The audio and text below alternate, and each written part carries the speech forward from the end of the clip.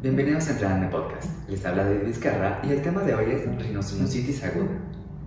Las infecciones respiratorias agudas son la causa más frecuente de enfermedad infecciosa en la edad pediátrica, estimándose que en promedio un niño puede presentar de 6 a 8 episodios de infección respiratoria aguda. La mayoría de las rinosinusitis agudas son de etiología viral y autolimitada.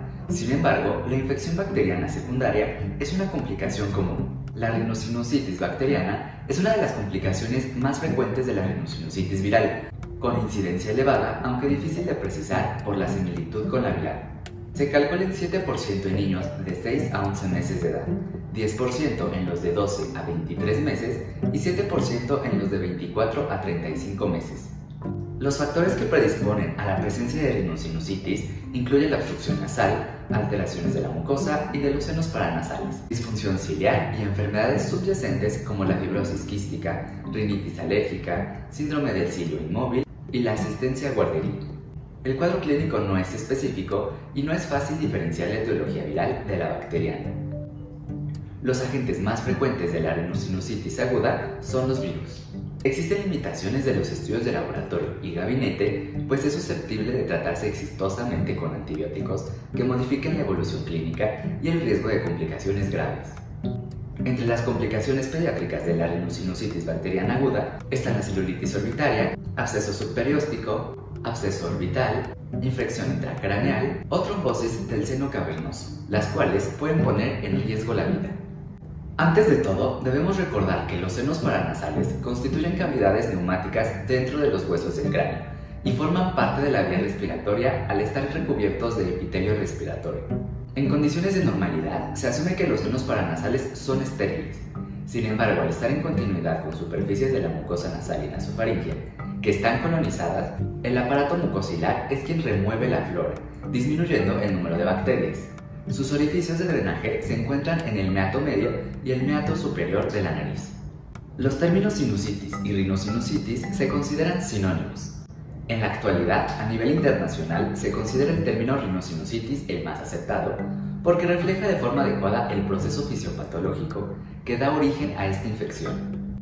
La rinosinusitis aguda se define como un proceso infeccioso e inflamatorio agudo a nivel de nariz y senos paranasales, que persiste por más de 10 días y menos de 3 meses, caracterizado por la presencia y persistencia de signos y síntomas de infección de vías respiratorias altas, que tienden a ser inespecíficos. La rinosinusitis aguda se puede clasificar en dos formas clínicas. La persistente, aquella infección aguda de vías aéreas que persiste por más de 10 días, sin síntomas severos como descarga nasal purulenta o fiebre elevada. Y la severa, aquella infección aguda de vías aéreas altas que persiste por más de 10 días, en la que el paciente puede cursar con fiebre elevada, incluso mayor de 39 grados, y rinorrea purulenta. En esta, la duración del cuadro infeccioso puede ser menor a 10 días para clasificar al paciente dentro de un cuadro de rinosinusitis aguda. La infección ocurre debido a la obstrucción por pus y moco de los canales de drenaje en la mucosa que reviste los senos paranasales, debido a la respuesta inflamatoria generada por infecciones virales, bacterianas, micóticas y ocasionalmente de origen alérgico, anatómico o traumático. Afecta a toda la población sin predominio de sexo o edad y se asocia con importantes factores de riesgo que influyen en su presentación recurrente, como infección de vías respiratorias superior, rinitis alérgica, tabaquismo, tumoración de nariz o senos paranasales, fracturas nasales y cuerpos extraños o exposición a toxinas. Se considera que un adulto promedio presenta alrededor de 2 a 3 infecciones virales de vías respiratorias por año, de las cuales el 0.5 al 2% se pueden complicar hasta llegar a una rinosinusitis bacteriana aguda. En la población pediátrica, debido a que existe una mayor incidencia en cuadros virales de vías respiratorias altas, de 3 a 8 al año, el porcentaje de incidencia de rinosinusitis bacteriana aguda se incrementa hasta el 10% de los casos. La fisiopatología se basa principalmente en 3 factores: obstrucción de la vía de drenaje de los senos paranasales, deterioro ciliar en la cantidad y composición del moco. A través de estos factores se puede explicar el ciclo de la enfermedad, la cual inicia con obstrucción de drenaje parcial o total del ostium sinusal generada por edema, alteraciones anatómicas o trauma, lo que disminuye el movimiento ciliar e impide el adecuado flujo del moco, provocando que este se torne más espeso, se acumule y desarrolle un ambiente ácido y sin flujo de oxígeno, proporcionando así las condiciones ideales para el crecimiento microbiano. El espectro de síntomas que causa la rinosinusitis y sus agentes etiológicos se divide de la siguiente manera: por tiempo de evolución en aguda, subaguda y crónica, por origen etiológico y por cavidades involucradas. El cuadro clínico de esta patología es de suma importancia para su adecuado diagnóstico. La sintomatología referida incluye fiebre, tos, malestar general, hiposmia o anosmia y dolor o sensación de presión en región maxilar.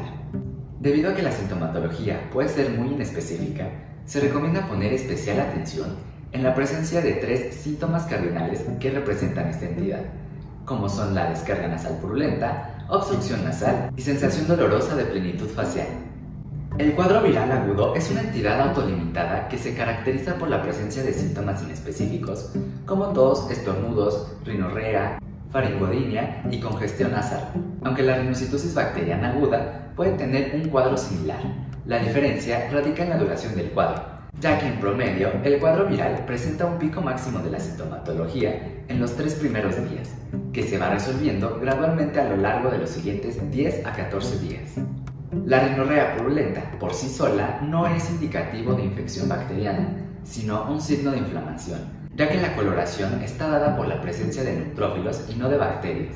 El abordaje inicial del paciente debe incluir la medición completa de los signos vitales, así como un examen físico completo de cabeza y cuello, con la búsqueda intencionada de los siguientes hallazgos físicos: voz nasal, ya que es un indicador de obstrucción nasal, inflamación, eritema o edema de la piel en mejillas, operiorbital, secundaria a la congestión de los capilares sanguíneos, odontalgia superior, drenaje nasal purulento o en faringe posterior y signos de compromiso extrasinusal, como celulitis orbital o facial, protunción de la órbita, movimientos oculares anormales o rigidez de cuello.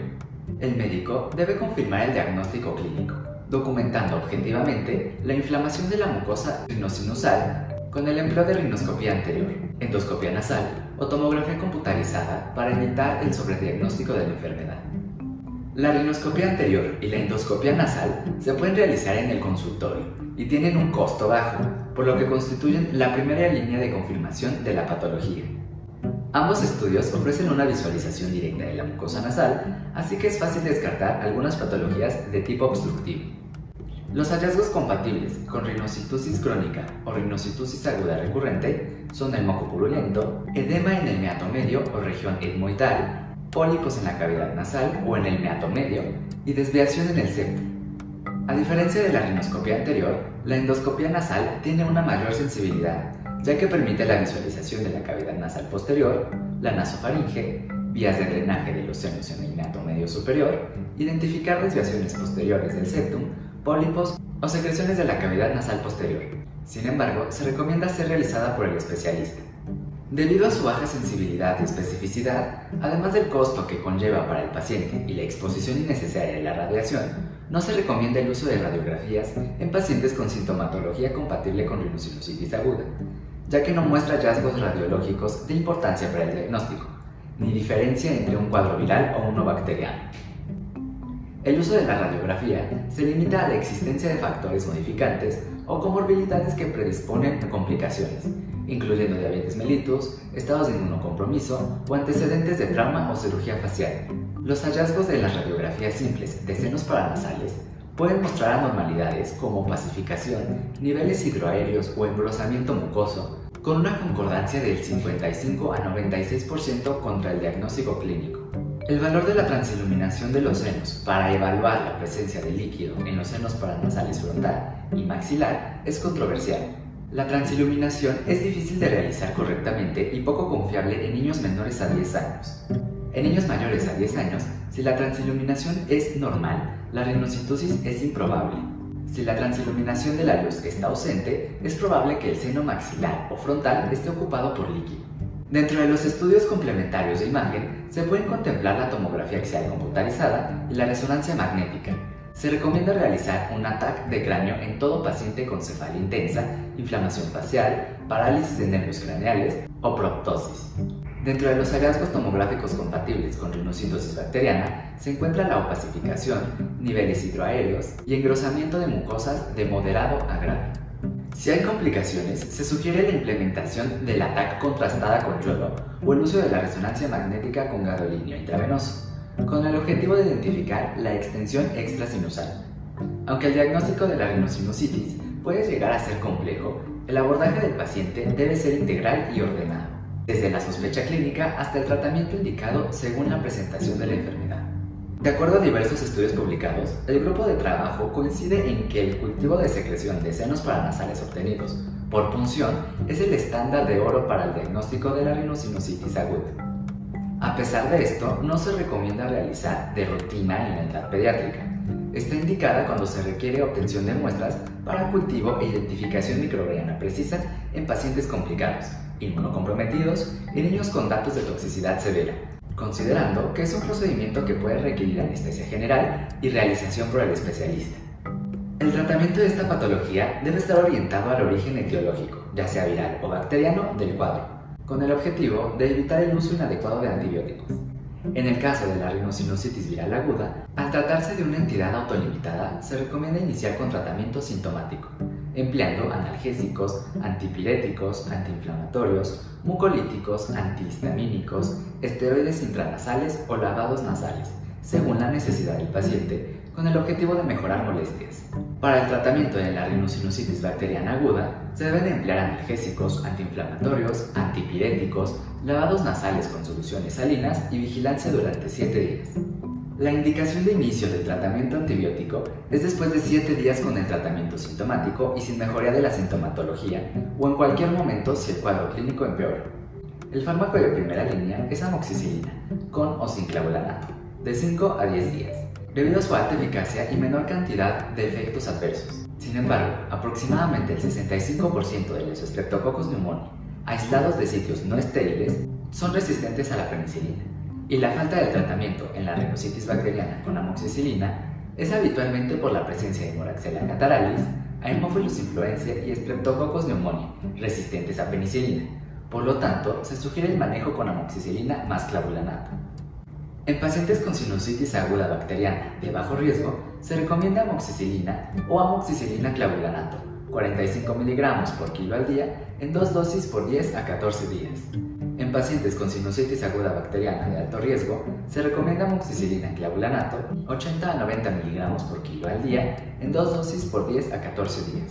Y en pacientes con sinusitis aguda bacteriana de bajo riesgo, con falla al tratamiento inicial, se recomienda cambiar a amoxicilina clavulanato, 80 a 90 mg por kilo al día, en 2 dosis por 10 a 14 días. Como tratamiento de segunda línea de rinosinusitis aguda bacteriana, se recomienda cefuroxamida, cefpodoxima o ceftinir. En alérgicos a la penicilina tipo 1, se recomienda como tratamiento de primera elección claritromicina, acitromicina o eritromicina, pero también se puede administrar doxicilina o una fluoroquinolona respiratoria, como agente alternativo a la terapia antimicrobiana empírica. Una fórmula recomendada para preparar solución salina hipertónica es 1 litro de agua limpia hervida, una cucharada sopera de sal de gran o sal de mar, no puede ser sal de mesa ya que esta irrita, y una cucharadita de bicarbonato de sodio en polvo. Se mezcla hasta la disolución de los solutos y se guarda tapada bajo refrigeración para evitar su contaminación. Se ha de aplicar a temperatura ambiente en las fosas nasales con una jeringa sin aguja, aplicando de 3 a 5 mililitros a presión media en cada fosa con la cabeza dirigida hacia arriba. Después de máximo 15 días, debe desecharse el sobrante y preparar una nueva solución. Con eso terminamos el repaso a rinosinusitis aguda. Les habló David Vizcarra para Entrar en el Podcast. Nos escuchamos en el siguiente tema.